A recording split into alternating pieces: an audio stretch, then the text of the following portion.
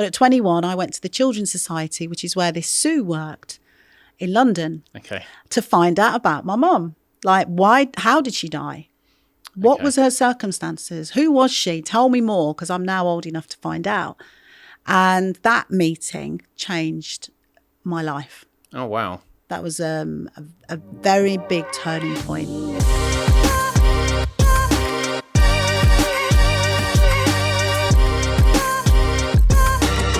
Hello, my name's Simon Tomlinson and welcome to the 7th episode of Your Tagline Here. This is a weekly podcast sharing real stories from real people. Each week I'll interview a new guest to find out who they are and what their story is. And at the end of every episode, I'll be asking the guest to provide their tagline for the episode to summarise their story into a short sentence that we can all remember it by. If you enjoyed the episode, then please do give us a like and hit the subscribe button so you don't miss out on any future content. Also, if you have any questions for myself or today's guest, then you can leave them in the comments if you're watching on YouTube, or you can send an email to hello@yourtaglinehere.com. Our guest for this episode is Donna Joseph, who is a very multi-talented person. She's an author, podcaster, radio DJ, coach, and children's entertainer. I met Donna several years ago at a public speaking workshop, and we then became friends, and we used to run a mindfulness group together. She's here today to talk about her experience being adopted as a child and the impact that this had on her life, and also how she found her biological family, which I'm sure is going to be a fascinating and emotional story. Before we speak to Donna, I would just like to mention our sponsor, KickLab, who is a digital marketing company based in Birmingham in the UK. KickLab have over 15 years experience and specialise in branding, websites, search engine optimization, paid advertising, social media and more. So if you want to grow your business online, just head over to kicklab.com, which is KIKLAB.com. Okay, I would like to now give a very warm welcome to Donna Joseph. Hello, Donna. Hello. How are you doing? I'm good. Welcome to the podcast. It's good to have you here. Thank you for having me here. And yeah, I'm really excited and intrigued to find out more about your story. So to start with, can you just tell us about how you actually found out that you were adopted as a child, and how old were you? So I was 3 months old when I was adopted, so I don't remember anything. And my mum fostered children. She adopted me, and then she was just about to start a road of fostering. So I was adopted, and then by the time I was 4 or 5 years old, there was lots of other children. And my mum, because I asked her, when did I find out? I can't remember being physically told. And she said there was a time that she remembers. I was in the garden with one of my foster brothers, and we were singing a song. And I was singing, I am adopted, and he was singing, I am fostered. And she said she thinks we were about 3 or 4 years old. So It was something that I always knew. Yeah. I always knew that I was adopted. All the other children knew that they were fostered. And the one boy that was their own son knew that he was their own son. So we just always knew that we were all a bit different, but it was okay. So it was great.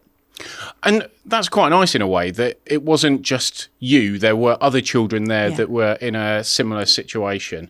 And I understand that it was a little bit different for you because of your race compared to the other people in the family. Yeah. Can you tell us more about that? Yeah, that was the hard bit. That was the fact that I was black, mixed race, and everyone else was white. I mean, one of my foster brothers is Hungarian, so he was slightly tanned. Okay. But he had straight hair. His hair was, what I would say at the time, normal. My hair wasn't normal, didn't seem normal. My skin colour didn't seem normal. So from quite a young age, I felt different. And that was hard.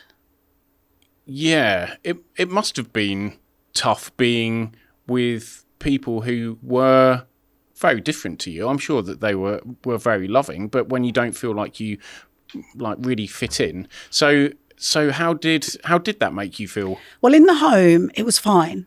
So at home, it was brilliant because we were all different.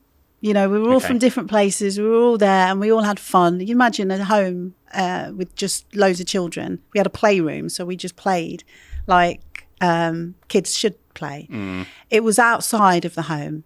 So it was when I started going to school. Okay. And I remember now looking back that I didn't like school. And I wonder now whether that was because I didn't feel I fitted in at school. I really didn't feel very comfortable outside of this home environment where there was obvious love and joy. And it didn't matter what, I could have been an alien in there and it wouldn't have mattered because there was love and joy and it was fine. But when you're outside, and I used to have a lot of problems with my hair. Okay. So my hair was out of control and it would just grow, and I wouldn't know how to do anything with it. Okay. And my mum didn't know either because she wasn't told or taught anything about my culture. It wasn't her fault. Looking back, she now says, if only I'd have been told and I could have taught you about or known what to do, but she didn't. So sadly, I went through my childhood feeling very alone and wanting to belong and, wishing that there were, I remember I used to ask my mum, can you please foster another child the same colour as me? Oh. Because then I wouldn't feel like it was just me. Yeah. So were you quite open about it with your parents and with the rest of your family about how you felt? Not really. Okay. No, not really. I think that was probably the closest I got to it. I think a lot of stuff that used to go on with me, which we'll talk about, was all in my own little head. I used to daydream a lot about what I wanted. I don't think I used to voice that out much. I do remember definitely asking Mum if she could foster more children the same colour as me. Okay. But I don't remember it, shouting out about it. That all happened later on in my teens. As a child, I think I just used to, I think I was quite lonely, really. I felt, I didn't have loads of friends. I remember a scenario at school, and I was in infant school, and it was my first experience of cold custard on pudding. I don't know if you've ever experienced that going down, and it was. But what I really remember about that is like being in absolute shock about what is it going down my throat, but looking around, and what I remember is there was no one else there. So I wonder now, like, why was I sat on my own at the dinner table at school? Where were all my friends? Did I have any friends? I don't think I had many friends. Okay. And I wonder whether that was them or me, because I may have been feeling quite lonely and, head down sort of thing. Or I don't think children pick up on colour at that age. I don't, well, I'd like to think that they don't, but who knows? I was on my own at the dinner table that time, and I wonder whether who knows why that was. Yeah, it's a very interesting question. It's not something that I've really thought about before. I would guess that children don't see the colour of people's skin, because I think that that's almost like a learned behaviour that people, well, fortunately now things are changing, but in the past that's something that was part of the culture. Yeah.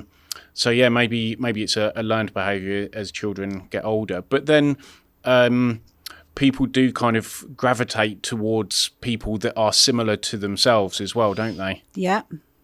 Yeah.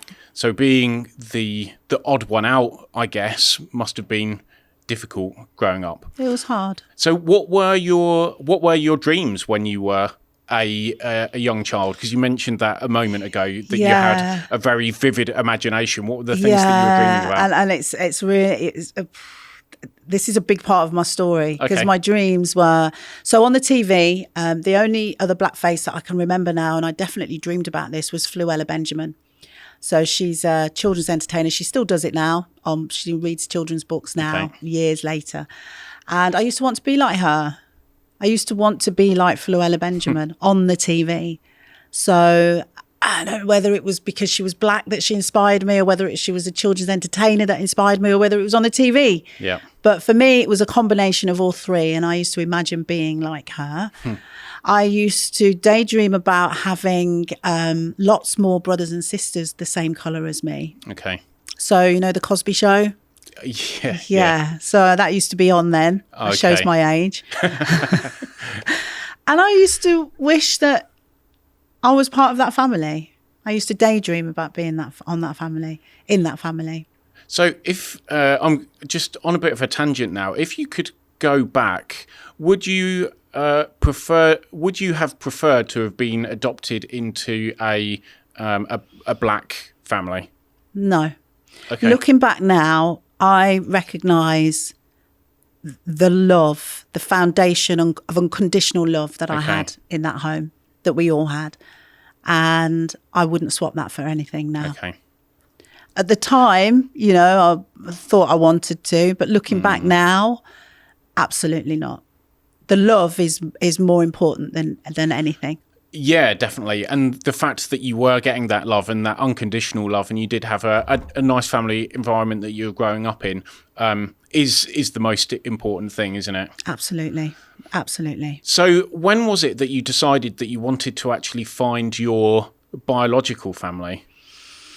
So as I got older, and I think starting to come into adolescence, probably about 11, 12 years old, I became desperate to find my real birth mum, my birth mum. I wanted to, one of the dreams I used to have is I used to dream what she looked like. Okay. So I used to have lots of daydreams and use my imagination. I knew she was white.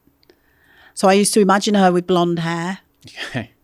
And I said this in a talk, that maybe that is because I wished I'd had blonde hair. I don't know. I didn't want my hair at the time. and it became more of an obsession as I got to the sort of older 11, 12 years old. I started to become quite angry about the fact that I didn't know who she, and I felt some sort of connection to my birth mum in some way. And I wanted to see her. I wanted to see a picture of her at least. I knew I couldn't meet her. I used to run away all the time. So up until that point, I did used to run away. If I fell out and had an argument with my mum and dad, I would get my bags packed and go and walk along the A52 to try and find my mum. Oh. I know. So did you, at that age of 11, did you know anything about her, like her name, where I knew she her lived, name. Yeah, I knew her name. How was, old she was? Yeah, I knew her name was Elizabeth. I knew she'd had me at 27 years old. I knew that she wasn't married to my father, and I knew that she was struggling to cope.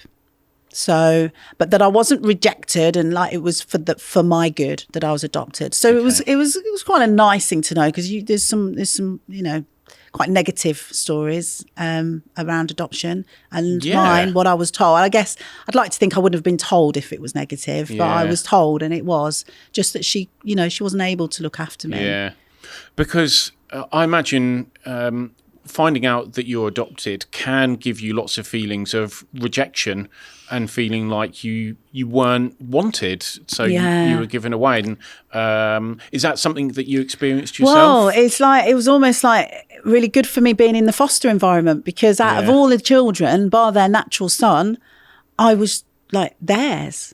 So I was adopted. I had their name. And they chose me for their own. It doesn't mean they didn't choose the others. It's just that they chose to adopt a child, and that was me. So actually growing up, I felt special. Because I had their name, and, you know, the money that my mum spent was my mum and dad's money. It wasn't through social services money. It was like I was their own child. So I felt, although it wasn't their blood child. So that, I think that eased the bump of it, really. And a credit to your adopted parents, because it sounds like the way that they went through the process and made you feel and made you clearly wanted within their family must have overcome any potential feelings of rejection that you might have had. So it sounds like the way that they mothered and fathered you and parented you. Is that the right word? Yeah, I think so. The way that they parented you was really good, and helped you to get through that process. Absolutely. Yeah, they did a great job. And my mum was in a hairdresser before she adopted me, and she saw in a magazine that there was all these mixed race children that didn't really have anywhere to go, because there wasn't many black parents adopting, and a lot of white people were adopting like white children. So it was for that reason that my mum adopted me. So she, you know, I was really given that you know, that home because of my the colour of my skin, if that makes sense. So they really, they had it mapped out to ensure that I was really made to feel at home. And I really did at home. It was only in later life, like most children, when they get to 11, 12, 13. My 11-year-old's now 13, really, Okay. It's a tricky age, isn't It's it? a tricky I remember age. I went off the rails a little bit at that age as well. So when you were 11 and you decided that you wanted to find your mum, your biological mother, how did you go about trying to make that happen? So I was in quite a good position because my mum was in touch with social services because she was a foster carer. So I asked my mum, please, I didn't ask her. She knew how desperate I was to see a picture. So she asked the social services if they could help to find me a picture of my birth mum, which was just amazing. I mean, I was so happy that my mum had done this for me, you know, and I had a particular lady that was on board with that, and she was going to go, and I can't remember whether I met her beforehand to talk about it. I can't remember. But anyway, there was this one woman called Sue who was a social worker, and her mission was to go and find me a picture of my mum. So I was so happy at that time. I was finally going to see a picture of her. And that, you know, I knew that was the most I was going to get. But at least then I'd be able to put a face to this, you know, this imaginary person that I came from. Wow, yeah, that makes a big difference. And I really wanted that, so I could just have that for the rest of my time, just to be able to put a face to a name. Okay, so did you get a photo?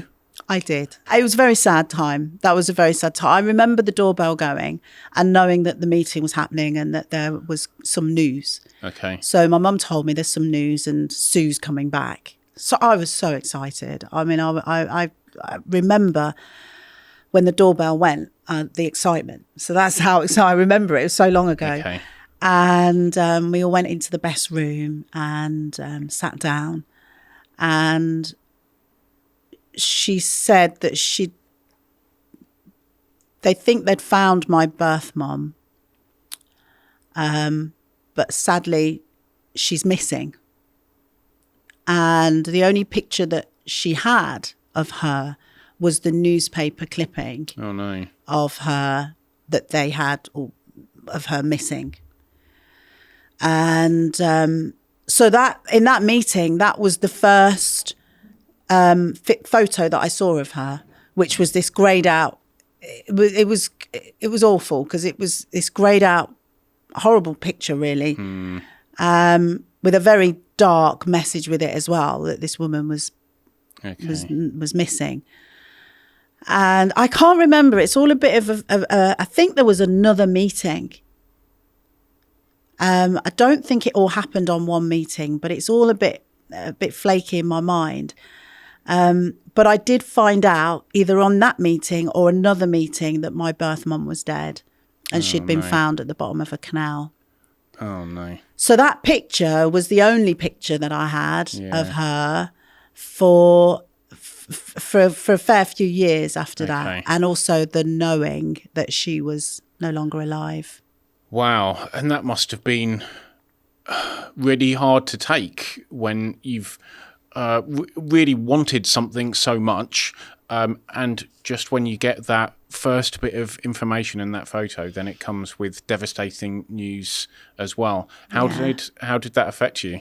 So I now know that was huge trauma. That was trauma, and trauma isn't necessarily what the actual event is. It's what happens after that event, and what happened after then was definitely trauma. Okay. Because I went, put it bluntly, I went off the rails. Okay.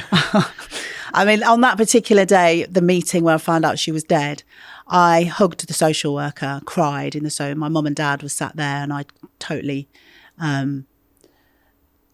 didn't have any contact with them. Okay. And that was because I blamed them.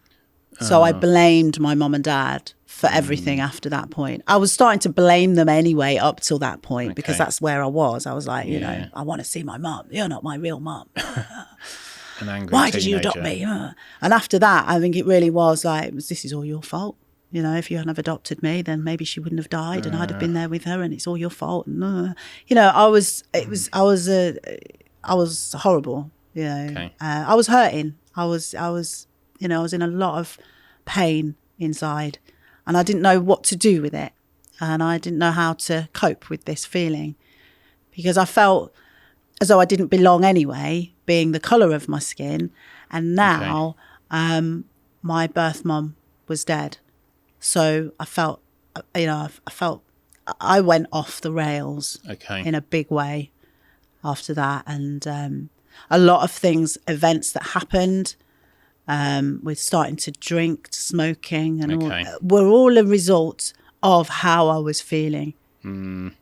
I don't think I would have raided my mum and dad's drink cabinet the next year, in that year, had maybe that not have happened, you know. It was like I'm trying to numb out the pain. Well, yeah, it's completely understandable, because the emotions that you would have been feeling throughout that period, and they're not pleasant feelings by any stretch of the imagination. So a young girl in her early teenage years doesn't know how to process those things. No. So drinking alcohol and going off the rails and getting into trouble is completely understandable, really.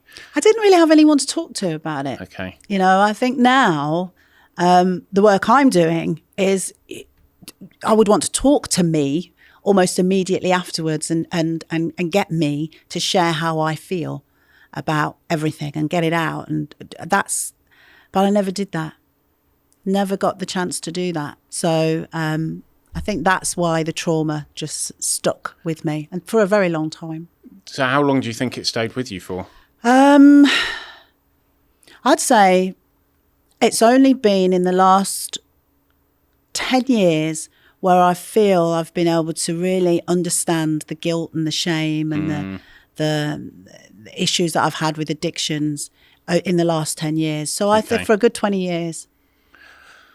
And it's a long time to hold on to those kind of emotions. And I know from many conversations that we've had in the past about all of the work that you've been doing, the personal development and trying to understand and overcome these things.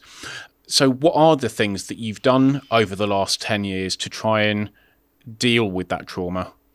Well, mindfulness with you was brilliant. Yeah. I went to your mindfulness classes and then ended up working with you on them. Yeah. Mindfulness, meditation. I've been working on myself for a long time, like reading books, self-help books, development books, Louise Hay. There's a lot of I went on a retreat in 2001 in Thailand. I think that helped. Okay. So lots of little things I've been doing. To sort of, keep me all right. Okay. And it's I say in the last 10 years where I've actually started to be myself without that guilt and shame. And now I'm really working on my own experiences to help others. Okay. You know, because I feel I can do that now. But for a very, very long time, you're sort of stuck really you're stuck in your own guilt. You're stuck in your own shame. So you can read self-help books and you can be all right for a bit, but then it'll always kind of be there. Yeah. You know, you'll always, like, if you get a feeling or a trigger, you'll go for a glass of wine or a cigarette or whatever. It's always still there, you know. And I'd say it's only in the last 10 years where I've been aware of that.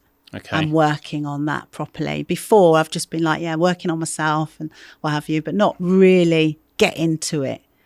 So if there's someone watching or listening who has been through some kind of traumatic event in their lives and they are struggling to deal with it, what can they do to try and overcome it and get really deep into it, like you were saying? Well, I'm currently doing a course with Gabor Mate, and he's got the wisdom of trauma. So right now, I would love to maybe put in the comments later exactly what the answer to that question is, because I'm studying with him how to realise that the wisdom in the trauma. There is wisdom in the trauma that we experience at the time, but we don't realise it. The trauma is bad. And you think it's not bad, actually. It's not bad at all. What happened to me that day, me finding out, wasn't bad, was it? It was me, like, I was searching for truth. I was searching to find my birth mum, but it just turned out that she was dead. But because of that, I turned bad. You know, started drinking, smoking, being horrible to my mum and being bad. But the actual trauma wasn't bad. Yeah. And I think what we do is what happens after the traumatic event is we almost turn bad and believe we are bad. And I think the process of coming through it is realize that we're not bad and we never were bad in the first place. And then it's a healing process from there on. And I think it's about detaching from that badness, because for so long we feel that we are, you know, I felt like, oh, I'm really like bad, you know, but it's not that you are. And I think that's what people are carrying. They're carrying this weight of what's happened to them since. And if you can let go of that weight, which is like mindfulness, you know, a lot of the weight is in the head. A lot of the weight is the, you know, it's not real, actually. We just think it is. Well, and mindfulness is about recognizing what our thoughts are and accepting them for what they are, which is just thoughts, rather than letting our thoughts control who we are and what we do. Yeah. So that like detachment away from it is a really powerful skill to be able to develop, isn't it? Yeah. Yeah. It's all in our head. And what I'm learning with trauma now, with working as a coach and my view is to sort of come out your head and come in here, come where we're alive. Because it was there, it was in here, in this alive little spark that wanted to meet my mum. You know, that was a good feeling. That was a good feeling. So it's about connecting away from all this thought that's not real anyway to what's real in here.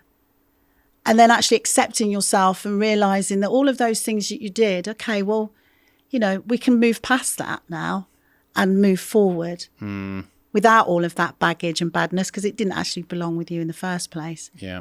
You were just never told that. You were just never told. And a lot of us were just never actually told as children that actually none of this is your fault. Yeah. You know? Because it's almost like a natural instinct to think that the things that happen to us are our fault. Yeah. And unless we have someone that we can talk to who tells us that it's not, then we carry that baggage around with us for a long time. And then it can affect our lives in lots of different ways. Like you said, bad behaviour or addictions and things like that. Well, I left home. I ran away. I didn't, but they knew where I was going. But I fell in love at 16.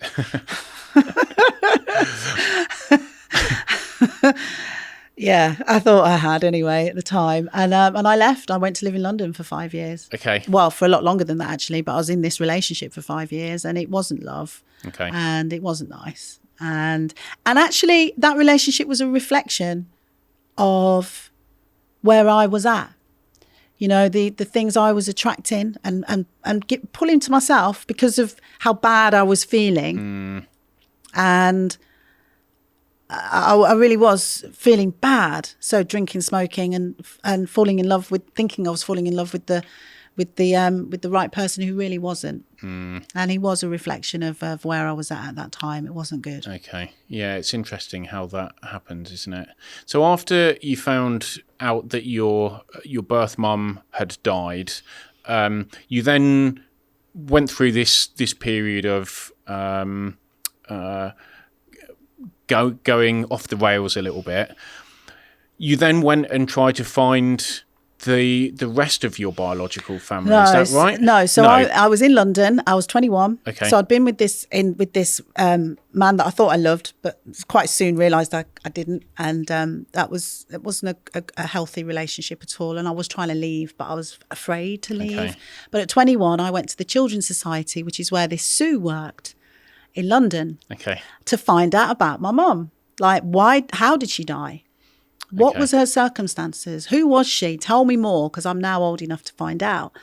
And that meeting changed my life. Oh, wow. That was a very big turning point. I found out it was like looking in a mirror at my birth mum, because everything I was going through in the relationship that I was in, that's what she was going through before she died. Oh, right. So Wow. she was in an abusive relationship. Now, it's an open verdict on whether she jumped or whether she got pushed, and we'll never know. Oh, right. But it's likely that she decided to end her life Okay. because of the situation she was in. Yeah. And it really was like, I was in that at that time, but I never knew my birth mum. Okay. But yet I was looking at someone. It was crazy. And I found out about my birth father, found out his name. And most importantly, which changed my life, I found out I had a brother. Oh, right. So who was 2 years younger than me. Same mum. So it meant the world that we came from the same place. Yeah, definitely. Different dad. As shallow as it may sound, it meant the world that he was the same colour as me. Yeah, no, not at all. I think. It meant the world. Yeah. Because that's all I wanted. I wanted a brother the same colour as me. So I got all of that, and yeah, I just knew from that moment on that I was going to meet my brother, and I was going to be the older sister.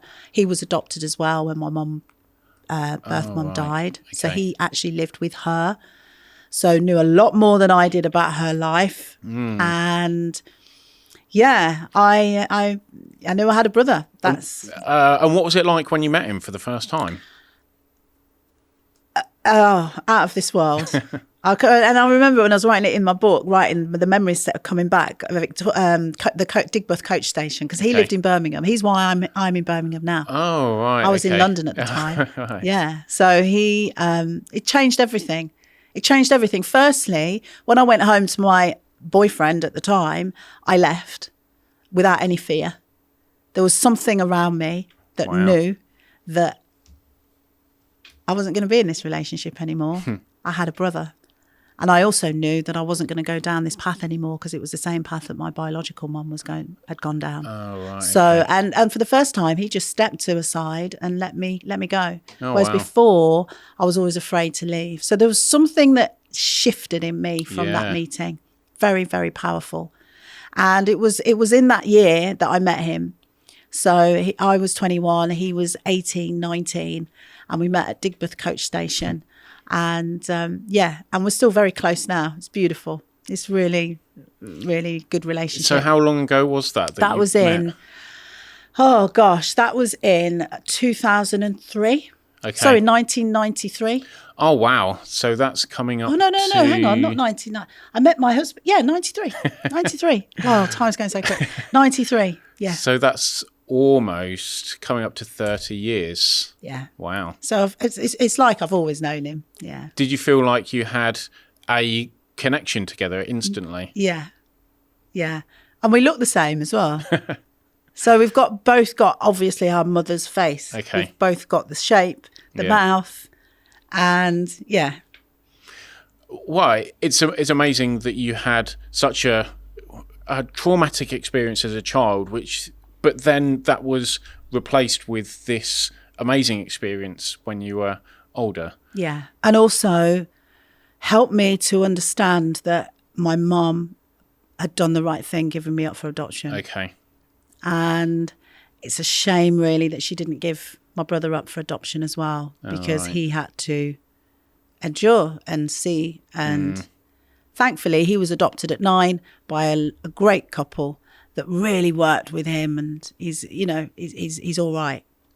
But it was damaged, And are there other members of the family that you've met? So that was it then. Okay. There is another brother, but I don't talk about him. Okay. That's another story, and I will write about that one day. I will write about that. So yeah, let's go on to the writing that you've done. Yeah. Because you've written a book. Can you tell me what the book is about? So the book is Lost and Found. Okay. So I've talked about feeling lost, feeling like I didn't belong. And the start of the found is what I've just shared with you there. Okay. With my brother. But then something really strange happened. And it was, the strange thing is when I met my brother, there was a mutual friend that we had called Tracy that I became closer to as the years went by. And in 2005, so what, I've known my brother 12 years now, and she goes to London to get her, goes to university in London. Okay. And she comes back and she's going out with someone. I know she's going out with someone because I've heard she's going out with some kind of promoter guy in London or whatever. Anyway, I get a phone call from my brother asking me to come to the pub because Tracy's there. And I was like, okay. And it was really strange because I felt like a need to get there really quickly. Okay. Honestly, I felt like I've got to get there really quickly. I actually felt like I was putting my foot down on the M6 to get to Erdington, which is where the pub was. Okay. And I remember walking in the pub, and I remember this absolutely everything. Walking in the pub, there was my brother at the bar. And the first thing I said was, "Where's Tracy?" And he said, "Well, she's in the toilet." So instead of just standing and waiting, I went to the toilet. And we embraced in the toilet. Which is really bizarre. I could have waited. But there is a reason for all of this. Okay. And I believe there's something more to this. And anyway, within about 5 minutes of her coming out of, us both coming out of the toilet together, she's showing me a picture of her boyfriend on the phone. Okay. And then the next thing she says is, "Donna, I've just been to meet a week or so ago his older sister. She's got exactly the same mannerisms as you. It's really strange." And I was like, "Oh, right, okay, whatever." And then she mentions another girl's name called Veronica. Now, what I haven't said in my story is when I used to go out in this time where I was in pain and hurting because of the trauma, I used to go out a lot younger than I should have done into town drinking. And there was this girl called Veronica that always I got mistaken for, and she did as well. Okay. So I remember this name, Veronica, and her name was Veronica Mead. Okay. Now, Mead was the surname that my father, I was told in that meeting that my biological father's name was Mead. Oh, right. And so when I'm talking to Tracy in the pub, she mentions this girl, Veronica, as well in this same conversation. Okay. So my head's going now and I'm thinking Veronica Mead. And I'm thinking my father's name is Mead. And then it comes back to me that me and Veronica used to get mistaken for each other. So I said to her, "Oh my gosh, find out what his dad's name is. Okay. Is his name what it is?" And she went off into the toilet, phoned him, came back, white as a sheet, and said, "Yeah, that's his father." Wow. So I found out that night in that pub who my father was. Wow. It's explained beautifully in the book. So it's, yeah. And Veronica is your Veronica half-sister? is my sister, Okay. yeah. And Sylvia, the sister that she went to that had the same mannerisms as me, is my sister. I've also got another younger sister, Melinda, and I've got 4 brothers. So there's 8 of us in total. Wow. I found out that my biological father had died. This was in 2006, Oh, and he right. died in the year 2000, Okay. which is sad because obviously I'll never meet Yeah. him. But I found out some wonderful things about him. That's such a coincidental way to discover how many siblings? Yeah, so 7. 7 yeah. siblings. And my father had 16 brothers and sisters. Oh, wow. So I've got lots of aunties and uncles, lots Oh, of wow. cousins. You know my dream? Yeah. Wanting to be in a family the same colour as me. Well, I've got like the Cosby family like 10 times over. That's so wonderful to hear that story and how it happened, and that your dream of having that family is now realised. Yeah. Are you close with all of those other siblings as well as your brother? Especially my sisters. Okay. Yeah, we've been to Amsterdam, we've been to Barcelona, we've been to Jamaica. I didn't know where my father was from. I didn't know whether he was obviously originally from Africa, but I didn't know whether he was from Jamaica, Barbados, or wherever. And but I found out he was from Jamaica, and so we all went to Jamaica 2 years ago for a cousin's wedding, and that was special. We get on really well. Isn't the tattoo something Yeah, to do so with the them as well? tattoo is our initials: Silver, Veronica, Melinda, Donna, and Veronica designed this, and we've all got the same tattoo, albeit different areas. And I always said for years, my husband's got tattoos, and he's like, "Come on, get one." I'm like, I won't get one until it means something really important or special. Well, that was my first one and probably be my last one, to be honest.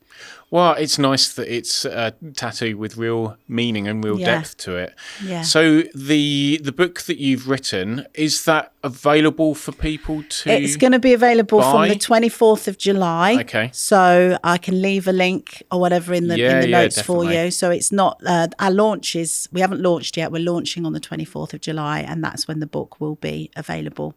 So, but I am taking, but you can buy it now, but you just won't get it until after the 24th. Okay. So. Well, yeah, we'll definitely leave the links to that. I'm sure that it's a fascinating read. The process for you of writing it, was that quite therapeutic as well? It was the hardest thing I've had to do. Oh, wow. And I now know why I never wrote before, because it was always for myself, writing a book or whatever, and I'd self-criticise it and think, oh, it's rubbish and throw it away. This was for someone else. It was for me. It's my chapter, but it was for someone else's book. So it's an anthology called New Women. And I knew that if I didn't do it, I wouldn't be in that book. There'd be 32 authors, not 33. I missed the deadline. All right. And I phoned the lady and I said, the author, and I said, I can't do this. And she said, you can. She says, I'll give you 2 more days. I said, can you give me 4? She said, no. So I had to do it. And it was the hardest thing I had to do. And I realised why, because I was afraid. Okay. I was afraid of going deep. Wow. Reliving all of those experiences effectively. Yeah. And I was up till 4 a.m, one of the mornings over the 2 days. But I did it. And did you find the process of doing it, did it help to relieve some of those emotions away? It helped me, yeah. And it helped me understand why, because I've reading a lot of biographies and they're talking about their childhood. I'm like, how do you remember all of this? But when you start writing, the whole exercise and experience, it comes back to you. I remember leaving Digbeth coach station with my brother and I was seeing one of those old style policemen with the police proper hat on a bicycle. And it was like, it came back to me and us both looking at each other. And that was like when we had like one of our first connections. It was like, we were like, what is going on? We're connected on this. But it came back to me when I was writing. So nice things as well as not so nice things came back. And I think it was because I was afraid. I was afraid to go too deep. Yeah, and it is hard to relive those kind of things. I want to find out more about the podcast that you do now. How long have you been doing it for, and what is the purpose of the podcast? So Searching for Truth is my podcast, and it started in August last year. So I was doing loads of children's parties. They all cancelled in March because of the lockdowns and stuff for COVID. So all my parties, I started doing virtual parties, which is great. I'm really excited about what I can do with these virtual parties now. I would never have experienced that before, but podcast. I did an interview with the CEO of my children's one of the children's entertainment companies I work for, and he said, "Donna, you'd be really good at doing a podcast." Deep down, I knew I wanted to do one, and I think I'd spoken to you about it. Yeah, I remember having that. Yeah, I do remember having that conversation. Yeah. So I knew it was something I wanted to do, and I just finally did it, and I wanted it to be a reflection of my story and my stuff, so I could really get into conversations with my guests about it, but it not be about me. So it's searching for truth around adoption, around fostering, around domestic violence and abuse, and all areas of my life that were a part of my life. But I wanted to share. I didn't want to just get on in front of a mic and just blah about me. I wanted it to be a discussion with others, and that's what it is. And I've had some really good feedback from both the guests who have said, in a very nice, safe way, they've untangled a lot of sort of stuff they didn't even realise was still there just through talking about it. Because that is the best healer. When I met you first as a speaker, learning to be a speaker, for me, that was the start of my real healing journey, I think. Speaking my truth, getting it out. Doesn't belong in here, it belongs out. Because not only does it not belong in here, it can help so many others if it comes out from you because you've been there. And so, yeah, it's a podcast. It's not about me, but I can relate to a lot of the things in there. It sounds like a really valuable podcast to be putting out there for the people that are coming on as guests so they can talk about their experience, but also for the people that are listening as well, because so many of us do go through traumatic experiences in our lives, and being able to hear other people talking about theirs helps us realise that we're not alone, and just that can help people to feel better. And also if they can learn from other people's experiences with things that they've done to get through and heal and overcome those traumatic experiences, it sounds like a fantastic podcast and something that can bring a lot of value to other people's lives. Yeah, I'm working as a childhood trauma coach. So I'm working with adults that are ready to be rid of that attachment to that trauma once and for all. And I actually do believe, back on me and other people I've worked with, the potential that people have got, once you've gotten rid of that and you realise it never belonged to you in the first place, the potential they've got to help others is immense. And so that's what I'm going to be focusing more of my podcast on now. Okay. So with the coaching that you're doing, how did you get into becoming a coach in the first place? So I believe the speaking came first. Okay. So when I met you as a speaker, and then, do you know what? I think it's always been in there. Like when I was when people say, what did you want to be when you wanted to grow up when you were younger? I wanted to be like a social worker or a prison officer, or I always wanted to be of service. Okay. So I think coaching, helping, mentoring, supporting was always going to be something that I was going to do. Yeah. And I think it was the speaking that I started first. Once I started speaking my story out and I started to feel healing from that, then the next thing is like, right, I want to help others. I want to help others do something. So coaching just became a natural thing for me to start looking into. Yeah, and from me knowing you over quite a long period of time now and knowing your personality, I think being a coach is absolutely perfect for you to do, because I know that you're a very kind and caring person and you're always looking to help other people. And with the experiences that you've had yourself, then you can really empathise and understand where people are coming from, and you can actually give them advice from your own experience. And the great thing is now online, you can work with people all over the world. You're not just limited to where you are located. So I'm excited about the amount of being a good coach so that people can get coached and move on quickly and, and get more people speaking, healing, coaching themselves, because they are the best people to be doing it. People that have actually experienced this. People that are going through it will sit and talk to someone who's been through it themselves. Yeah. So, I want to kind of get that momentum going. So it's exciting. And it makes it all worthwhile. I would never want to go back and relive it all again. But then at the same time, I wouldn't change it. I wouldn't change a thing. Like you asked the question, if I was in a black family growing up. Yeah. I wouldn't change a thing. There's a lot of other things that did happen in my childhood as well, which I haven't discussed here and I haven't discussed in the book, and I will do one day. But I wouldn't change anything because it has made me who I am today.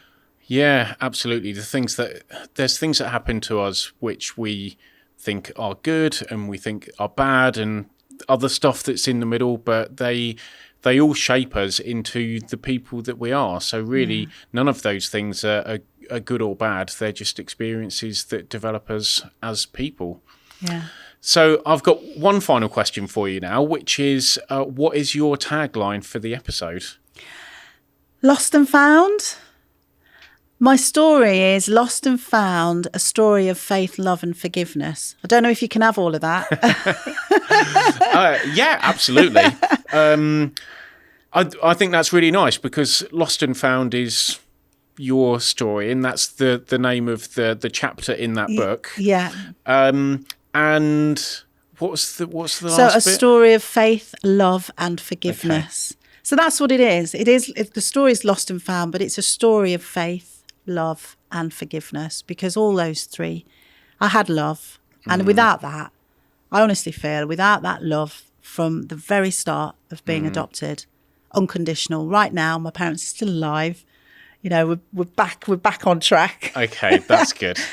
And faith, belief, not necessarily faith, the religious faith, because I didn't have that for a long time, but just faith in, I never stopped believing, you know, I never stopped believing. And that was a big part of my story. And forgiveness, you know, I've forgiven. I used to have a lot of, around my birth mum for a long time. Okay. You know, it went from my adopted mum to my birth mum. How could you give me up? You know, and how could you die? How could you do this to me? And even my abusive ex-boyfriend, you know, forgiveness is really important. To be able to move on from trauma and let go and just be the best version of yourself, you got to let go and forgive. And I think also forgiving ourselves as well. Massively. Yeah, massive. That's a huge one. Forgiving and accepting who you are. Yeah. And so it's lost and found, a story of faith, love and forgiveness. Awesome. I love it. Well, Donna, thank you so much for coming on the podcast and sharing your story. It really has been really fascinating to hear about all of those things that have happened to you and the way that they've shaped you into who you are, and now all of the exciting things that you're doing with your life. So I wish you all the best of luck for the future with everything that you do. Thank you. Thank you. Okay, that brings us to the end of this episode. Thanks to Donna again for coming along. If you did like this episode, then please do give us a like and subscribe so you don't miss out on future content. We'll be here again next week with a new guest, so please make sure you tune in and I'll see you there.